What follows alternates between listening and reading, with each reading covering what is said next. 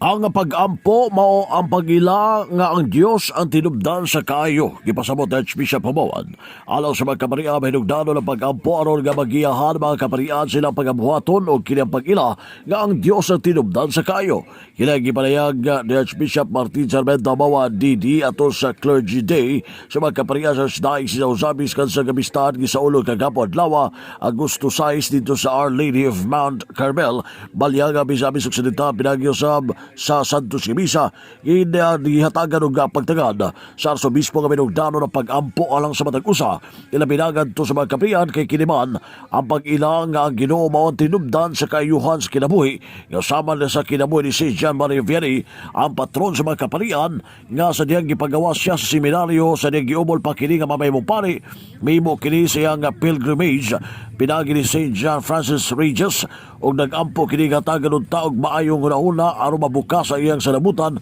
sa mga pagtuon nga gihimo.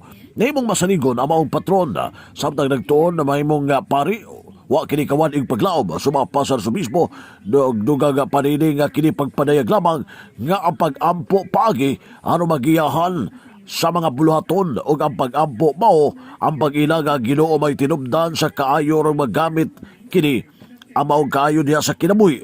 Pinagyusab sa iyang pagkamampuon sumapa sa Arsobispo ni St. John Maria Vianney ano na nahimong instrumento ang Ginoo aron matudloan kini si St. John Maria Vianney. Pinagi ni Father Bale tungod na iyang nakita ang kabuutan sa mga patron busa na dasig kini gigiyahan na maong patron og mipadayon sa pagskwela ang maong patron din pinaagi sa taong mampuon tabangan kini sa Ginoo o gano na instrumento Ginoo aron matabangan ang maong tao nga maampon. Busa nagdasig ang Arsobispo sa mga matuod labi na sa Archdiocese nga iampo ang mga kaparian sa lokal na simbahan kay sila mga kaparian dagha mga tentasyon sa ilang pagpangalagad tungod sa tao tungod kay tao lamang sila og dili kalikayan nga muinit sila. Busa importante nga iampo ang mga kaparian aron mahimo silang balaan ug makalikay sila sa tentasyon sa tagsa kakinabuhi.